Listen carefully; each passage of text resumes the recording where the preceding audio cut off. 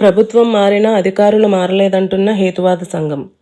Vijayawada Gandhinagar press క్లబ్లో media సమావేశంలో హేతువాదుల సంఘం అధ్యక్షుడు నార్ని వెంకట సుబ్బయ్య తిరుపతి జిల్లాలో కల్కి ట్రస్ట్ వారు ఆక్రమించిన అటవీ భూములకు సంబంధించి ఆ జిల్లా అటవీ శాఖ అధికారులకి రాష్ట్ర ఉప ముఖ్యమంత్రి పవన్ కళ్యాణ్ గారి కార్యాలయం నుండి కాల్ చేసి మాట్లాడాక అక్కడ అటవీ శాఖ అధికారి స్పందించి 15 రోజుల్లో హ్యాండ్ ఓవర్ చేసుకుంటామని తెలిపారు. ఎప్పుడు ఏ విధమైన స్పందన లేకుండా ఉండటం అధికారుల పనితీరు యొక్క సరిగా లేదని తెలిపారు. నెల్లూరు జిల్లా గొడ్లూరు మండలంలో దొంగరామదూత తిరుపతి జిల్లాలో కల్కి ట్రస్ట్ వారు ఆక్రమించిన అటవీ భూములపైన అసెంబ్లీలో చర్చ జరగాలని హేతువాద సంఘం డిమాండ్ చేస్తుంది. అసెంబ్లీలో రకరకాల సమస్యలపైన చర్చలు జరుగుతుంటుంది. కొన్ని ప్రభుత్వం దృష్టికి రాని సమస్యలు కూడా ఉన్నాయి. వచ్చిన అధికారులు మంత్రివర్గం దృష్టిలో పడకుండా అధికారులు కాలయాపన చేస్తుంటారు. ఎందుకంటే ఆ సమస్య తీరితే సాయంత్రానికి జేబులు నిండవు, జీతం కంటే గీతం ఎక్కువ కాబట్టి అని ఎద్దేవా చేశారు. ఆ విషయానికి సంబంధించి అసెంబ్లీలో ప్రస్తావించినట్లయితే ప్రభుత్వం యొక్క చిత్తశుద్ధి తెలుస్తుంది. చర్చ జరిగితే అధికారులు భయపడతారు.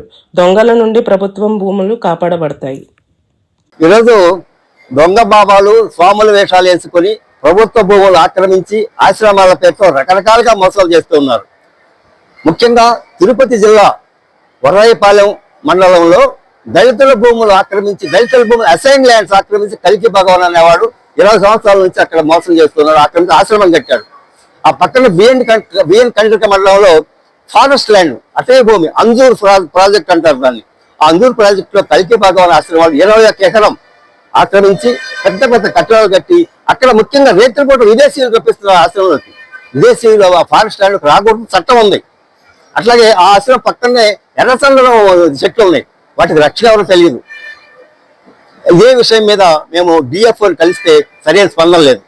మన ఈ మధ్య పవన్ కళ్యాణ్ గారి ఆఫీస్కి వెళ్ళి కలిస్తే డిఎఫ్ఓ ఫోన్ చేశాడు, సరైన స్పందన లేదు డిఎఫ్ఓ నుంచి.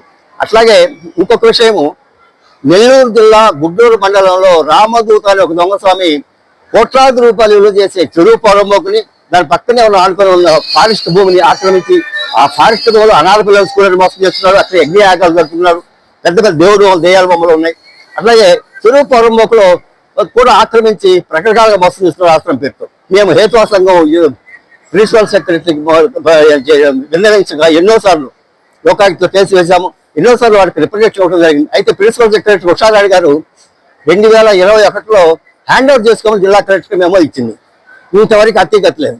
కాబట్టి ఇప్పుడు మన అసెంబ్లీ చర్చలు జరుగుతున్నాయి. కాబట్టి ఈ అసెంబ్లీలో రామదూత స్వాములకు ఆక్రమణ భూముల గురించి, కల్కి ఆక్రమణ భూముల గురించి వెంటనే స్పందించి అక్కడ చర్చ జరగాలని, ఆక్రమణ భూములు స్వాధీనం చేసుకోవాలని, ఆ ముఖ్యంగా దొంగ స్వాములకి మద్దతు ఇస్తున్న అధికారులకు చర్యలు తీసుకోవాలని కూడా హేతువాద సంఘంగా డిమాండ్ చేస్తున్నాం. Thank you.